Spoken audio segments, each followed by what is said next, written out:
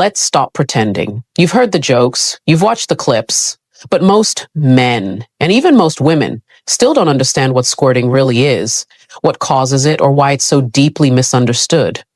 And a few have experienced it, but have no idea how they got there. Here's the truth. Female ejaculation is not a myth. It's not magic. It's not a porn stunt. It's a neurological, emotional, and physical response that only happens when the body and the brain are in complete harmony.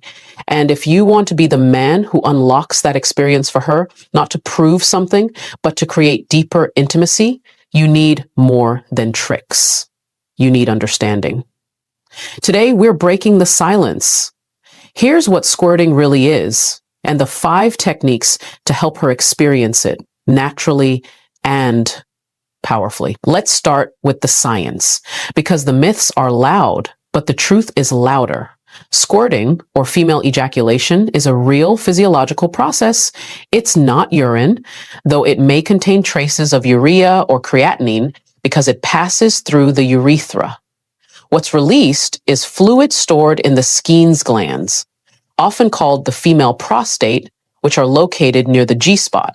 During arousal and deep stimulation, those glands swell and can release a clear or slightly milky fluid that's chemically closer to prostate fluid than to urine. So why is there confusion? Because unlike male ejaculation, female release isn't always tied to orgasm, and it isn't always predictable. That's why even many women have never experienced it or aren't sure if they have. The truth is, most women can squirt, but their bodies have been conditioned to hold back culturally, sexually, even emotionally. Because for a woman to release at that level, she doesn't just need stimulation, she needs surrender. Squirting isn't about friction. It's about feeling safe enough to let go of control. That's why technique alone isn't enough. You could apply perfect pressure, hit the right spot, follow every tutorial, but if she's tense, disconnected, or trying to perform, it won't happen. Female ejaculation is part physical, but it's entirely neurological. It requires a calm, parasympathetic nervous system, what scientists call the rest and digest state. That means she must feel unjudged, unrushed, and fully in her body. When that happens, her body doesn't just react, it releases. The bladder empties, but not like peeing. This is a pressure buildup from the anterior vaginal wall. And when she lets go, it's not just fluid, it's emotion, memory, tension. That release can be powerful, tearful, even spiritual, because it bypasses the thinking mind and speaks directly to the nervous system. And that's why most men never see it. Not because it's rare, but because they've never created the conditions that allow it. This isn't about performance, it's about presence. If you want to be the man who helps her reach this level of release, stop chasing the reaction and start honoring the process. Because what you're unlocking isn't just liquid, it's liberation. If you think the G-spot is a magic button you can just find and press, you've already missed the point. The G-spot isn't a switch, it's a system. It's not about force. It's about finesse. Anatomically, the G-spot is located about 1.5 to 2 inches inside the vaginal wall toward the belly button. But it's not one exact spot. It's a zone made up of spongy tissue surrounding the urethral sponge and Squirt glands.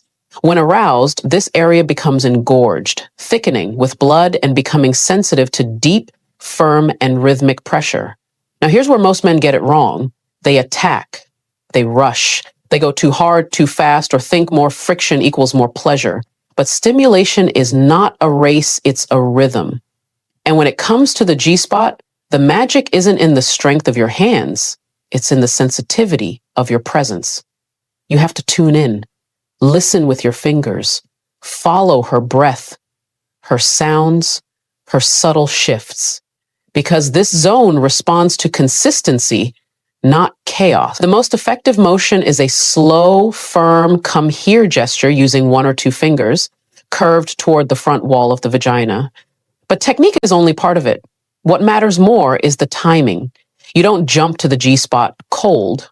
You start with external arousal. You build blood flow. You activate the mind. Only once her body is relaxed and open does this kind of deep stimulation feel pleasurable, not invasive. When done right, G-spot stimulation can create a sense of pressure, almost like needing to pee. That's normal.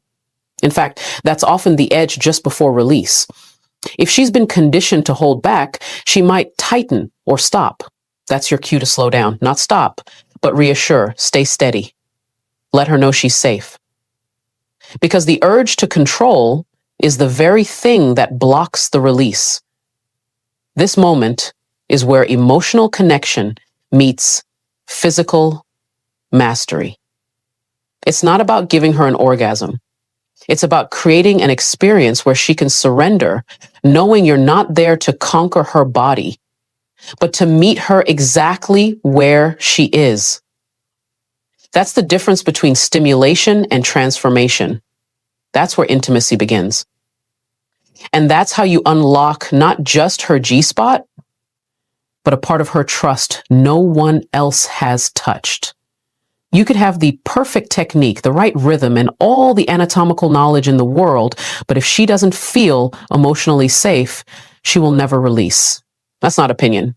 That's biology. A woman's nervous system is the true gatekeeper of arousal. And if she senses judgment, pressure, or performance expectations, her body shuts down. Not out of rejection, but out of protection.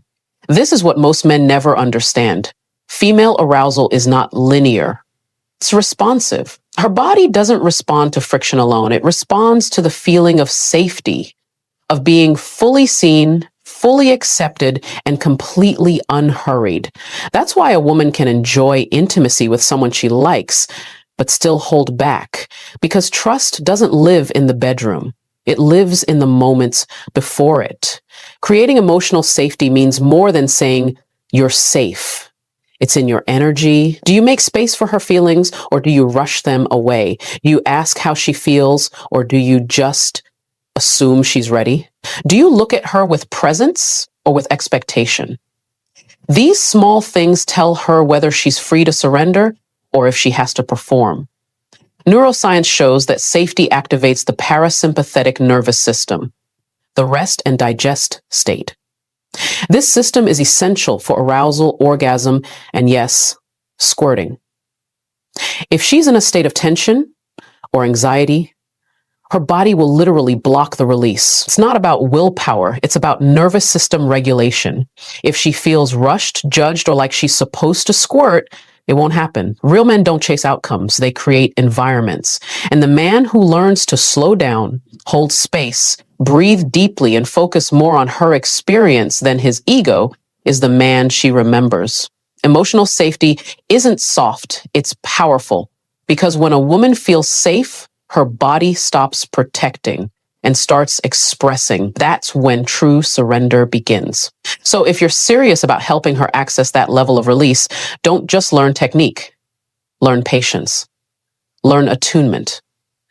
Learn to hold space without needing to be the hero.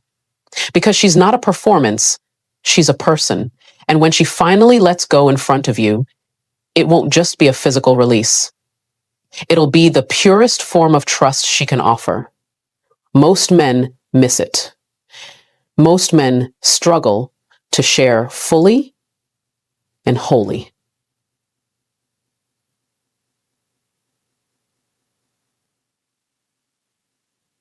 Most men miss it. So I want to take a moment to share some thoughts on what it means to be a physical release. It'll be the most fulfilling, most temperate, and most freeing for most of us.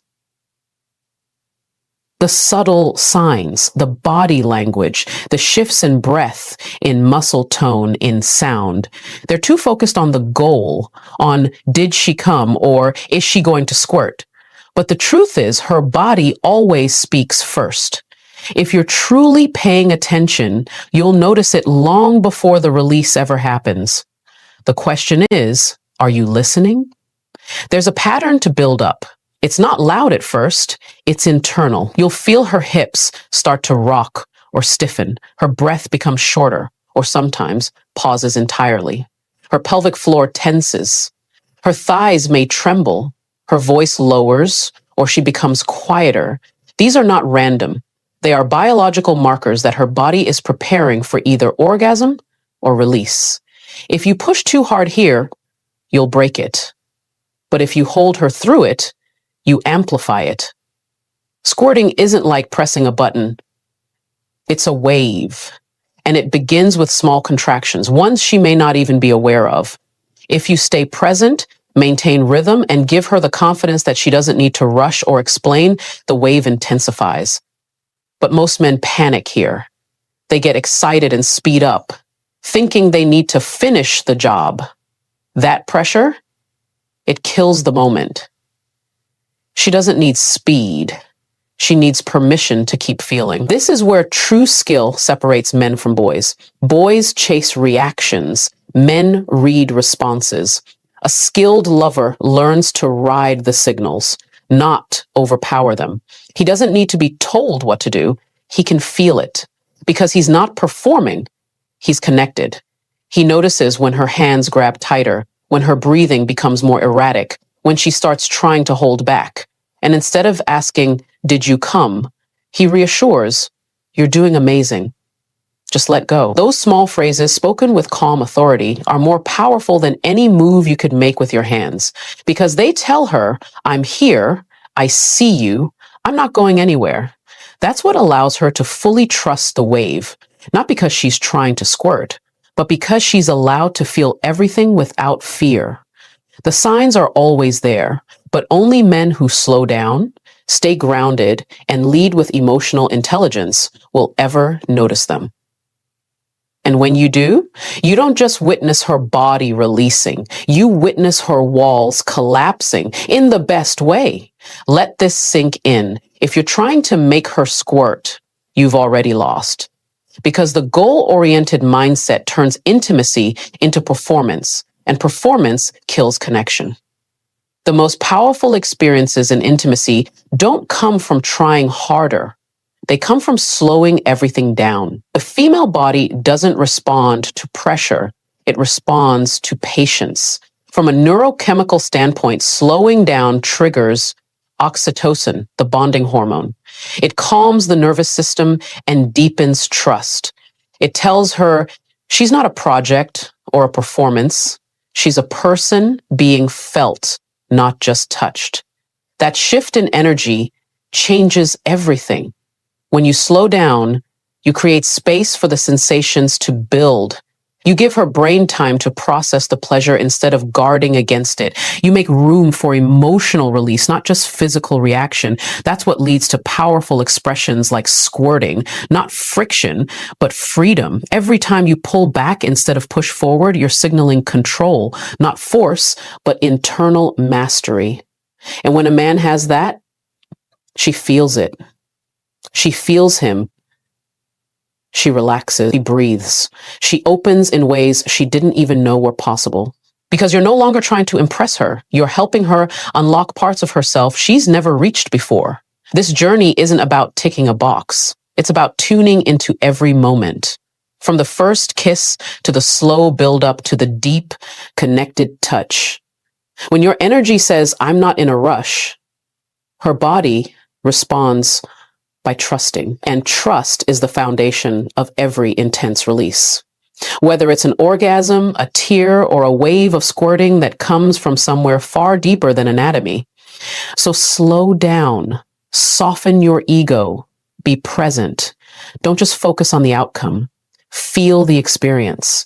Because when you let go of needing her to respond a certain way, you create the space for her to respond more deeply than she ever has.